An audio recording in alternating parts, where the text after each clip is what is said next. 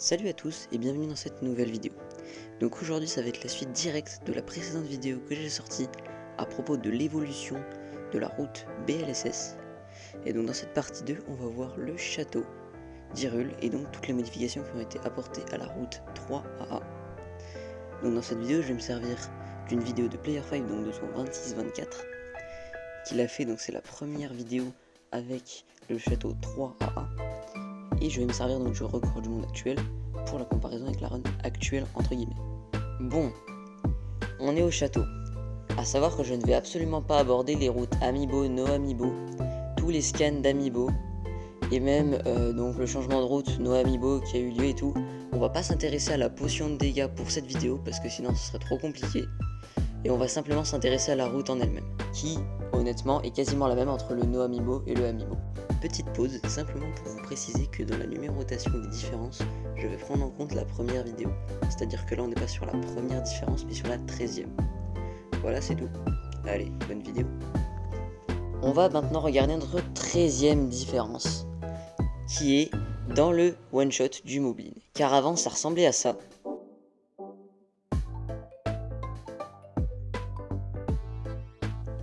Alors que maintenant, c'est plutôt comme ça.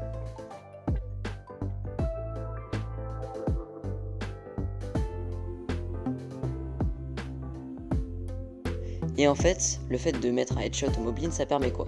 Ça permet d'arriver derrière lui et d'avoir moins besoin d'être discret, parce que le Moblin, quand il s'est pris un headshot, il nous a pas vu.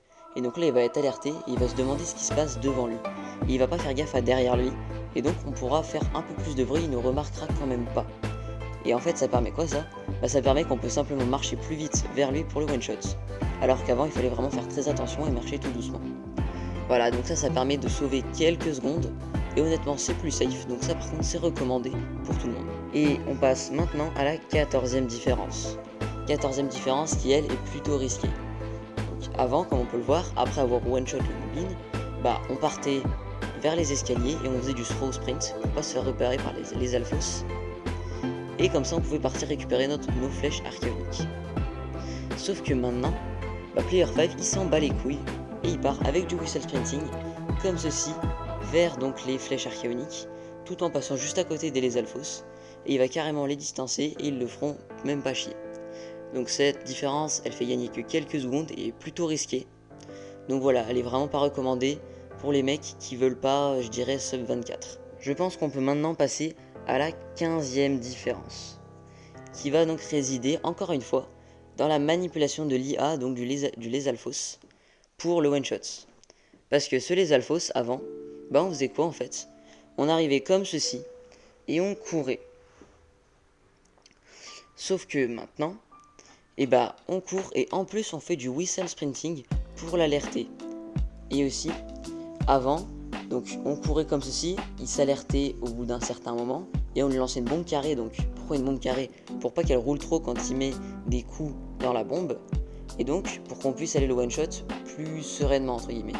Alors que maintenant déjà il siffle avant pour que le les alphos soit alerté plus tôt et donc qu'il puisse le one shot plus vite parce qu'il sera plus vite vers les escaliers. Et même encore plus opti, il met une bombe ronde, comme ça il n'a pas besoin de changer de bombe. Et donc ça c'est vraiment de la micro optimisation qui selon moi ne sert à rien avant d'être à un niveau vraiment hyper élevé. On va maintenant aborder la 16e différence, qui est donc l'atterrissage après le mid-air wind bomb en out of bounds. Parce que avant, après notre mid-air wind bomb, on faisait comme ça. Alors que maintenant, on fait comme ça. Et oui, et peut-être que vous ne l'avez pas remarqué si vous êtes débutant, parce qu'encore une fois, quand on ne connaît pas la route, on s'en rend pas compte. Mais il change bien d'endroit où il se pose pour faire son deuxième wind bomb. On peut voir qu'avant il allait plus loin, alors que maintenant il se contente de se mettre ici. Ce qui fait qu'il a moins de distance à parcourir. Et donc ça lui fait gagner quelques secondes encore une fois, mais c'est pas grand chose. Après c'est pas non plus complexe je pense. Et donc après on continue comme ceci. Et là on va arriver jusqu'à notre 18e différence, qui va être la manipulation de l'IA. Comme on peut le voir, avant, pour manipuler l'IA du Moblin et donc pouvoir le one shot, on lançait une bombe carrée.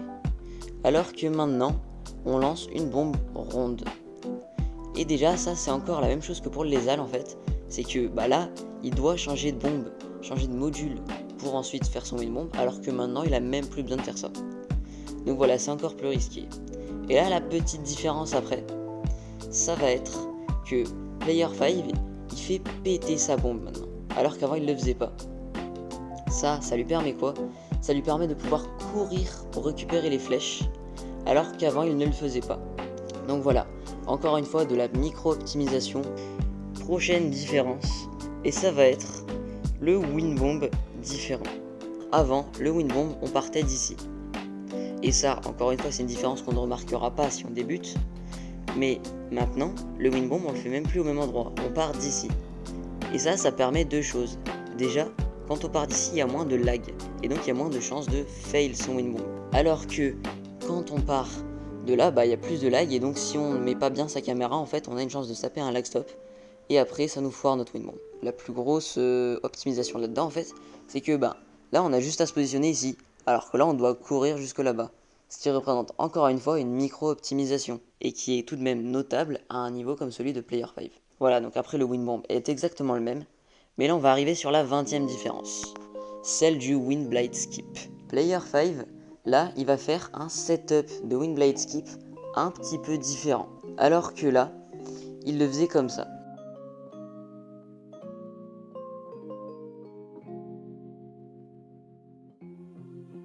Donc, en gros, ce setup de wind blade skip. Alors, celui-là, c'est le setup un peu basique. Et celui-là, c'est le setup plus opti qui a été trouvé il y a peu de temps. Et en fait, il permet aussi d'aller plus vite parce que on a d'un côté un setup où on met un petit peu de temps à se positionner et où on fait 4 sauts. Alors que là, on met environ le même temps à se positionner, mais on fait qu'un seul saut. Et après, on est bien placé. A noter que ce setup de wind blade skip est bien plus hasardeux, car on a moins de repères en fait. Donc, à ne pas reproduire, à moins d'être vraiment un excellent niveau, quoi. Ça sert à rien avant. Mieux vaut assurer son wind blade skip. Je pense qu'on peut passer à la 21e différence, qui va être la phase 2 de Waterblight.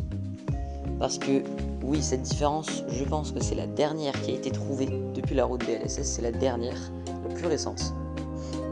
Car, comme on peut le voir, avant, la phase 2, elle ressemblait à ça.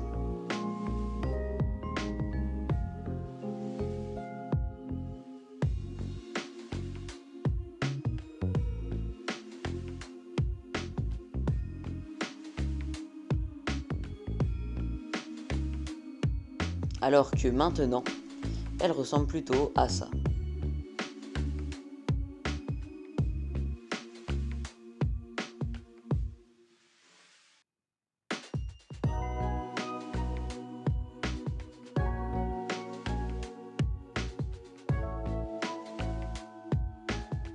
Et oui, en fait, cette optimisation, néanmoins assez complexe, fait gagner seulement quelques secondes, environ 3 ou 4 il me semble, mais c'est tout de même quelque chose de notable, encore une fois, à ce niveau-là, mais vraiment pas à reproduire tant qu'on n'est pas extrêmement bon.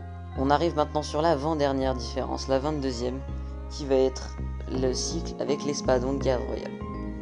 Comme on peut le voir, avant, Player 5 faisait comme ça, donc en mettant 3 coups, et ensuite en tapant l'ombre une fois, alors que maintenant, il va faire quoi? Il va venir se positionner entre son bras et son corps pour, au premier tour, la taper 2 fois. Et ça va lui permettre de mettre directement les 4 coups dans son cycle, et il pourra, entre guillemets, la one cycle.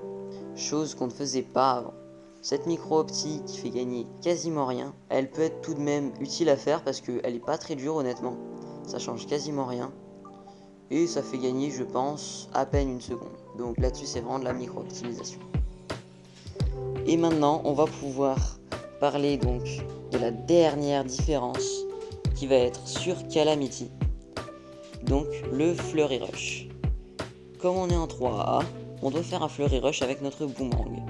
Et avant, Player 5, il faisait simplement un Flurry Rush classique.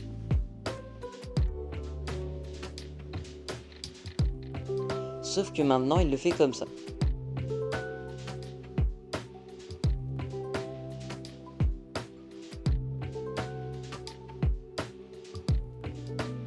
Et je sais pas si vous avez vu, mais il a sorti une bombe. Et à quoi ça lui sert en fait de sortir une bombe? Et en fait, son Flurry Rush, il sera un petit peu plus rapide. Et oui, je sais pas pourquoi, mais Link va se déplacer un tout petit peu plus rapidement. Et ça va lui permettre de pouvoir attaquer Ganon plus vite, et je crois que ça fait gagner environ 1 seconde. Donc c'est quasiment rien. Et encore une fois, c'est une micro-optimisation. Et voilà, on en a fini avec ces différences. Et alors, il faut quand même se dire que toutes les différences accumulées, en comptant plateau et château, ça représente quasiment 40 secondes de gain. Donc ça peut paraître énorme. Après, c'est 40 secondes si tout est réussi au maximum et tout, sachant que c'est des stratégies très souvent plus dures. Donc voilà, plutôt que d'aller vous embêter à faire ce genre de stratégie, je vous conseille d'aller voir cette vidéo de Arna, donc le lien est en description.